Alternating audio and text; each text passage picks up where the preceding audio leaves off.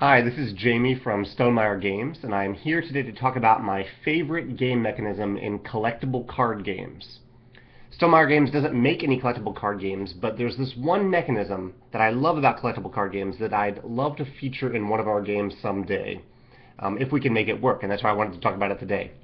The idea for this post came a couple days ago when I returned from the holiday vacation, and I had a little thing in the mail. This is a game that I actually don't even play, or I've played it a few times, but I don't seek this game out. But it's a Cards Against Humanity pack of cards. And even though I don't care about this game, I was super excited to get the pack of cards because my favorite game mechanism in card games, I know this isn't a collectible card game, but it triggered this memory. My favorite game mechanism is opening a pack of cards for the first time when you don't know what's inside. There are lots of games, like if you buy any board game that has cards in it, you'll open the shrink wrap at a certain point, but the cards aren't randomized, and so even though it's fun to look through the cards for the first time and have that new card smell, there's something unique about a card pack that you don't know what's inside. I experienced this back in the days when I played Magic. Now I play Magic online, and the mystery of opening a card pack is still there, but it's not the same as that tangible feel of opening it for the first time. I haven't played Hearthstone, but I've heard that Hearthstone does a great job at mimicking I guess, the joy that you get when you open a pack for the first time.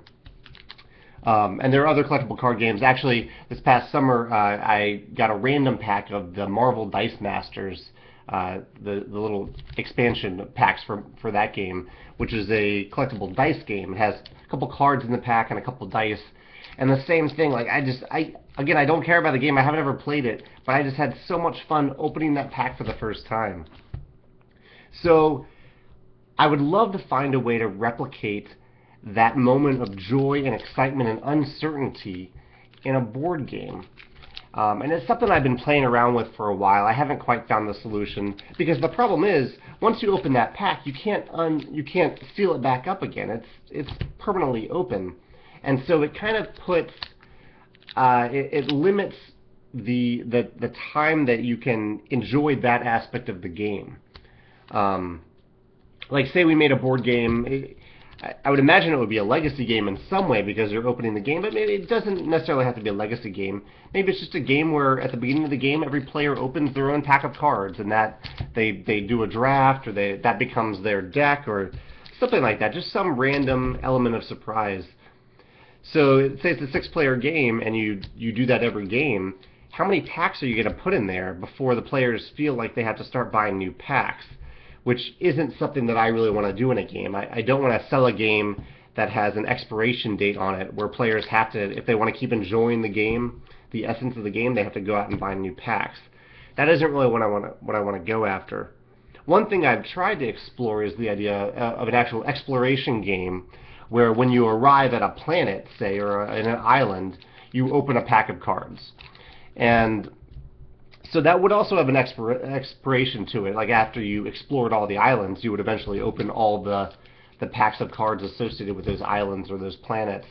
But those decks or that planet or that island could continue to evolve. So the game would continue to, that would just be like the first part of the game, or the first 5-6 times you play it, and after that those planets, those worlds continue to evolve. So it wouldn't make sense to open new packs. There aren't unlimited, I guess there are pretty much infinite planets, and there could be near infinite islands, but in a game there has to be a limit at some point. So I guess that could work.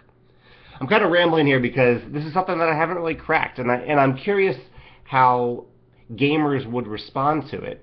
If they knew they were getting a board game with cards in it, or dice, it could be dice in the pack too, and we wanted to capture that moment of joy when you get to open a pack. Ideally, each player would open their own pack. But I don't know how people would respond knowing that going into buying that game, once they open all the packs, that's it. Now, one of the ways around this that I thought of is using Kickstarter to the fullest extent. It would be a game that would have technically an expiration on it where you would need to buy new packs, or where, like the planet idea, where it would evolve after a certain point. But on Kickstarter, You could have the base game on there for, you know, 40, 50 bucks with a bunch of packs of cards in it. Players would open them. But the stretch goals in the game would be that you would add new packs of cards in there. So you could keep the retail price of the game at a reasonable limit. They would get the original like 20 packs of cards in there. But backers would get more and more and more the more backers that are part of the project. These packs of cards wouldn't cost a ton to add to the game as long as they're not adding new art. So you would be able to do that via stretch goals, making the like kind of extending the life of the project for backers. And in retail, people would have to go back and buy new packs. That's one thing I've thought of. I'd love to hear your thoughts on this, because I'd love to hear your thoughts on whether or not you get the same moment of joy that I do when you open that pack of cards. And I'm just really curious to see if this would appeal to people to have that aspect of the game in a board game, in a non-collectible game. I want to be clear about that. This is not a collectible card game.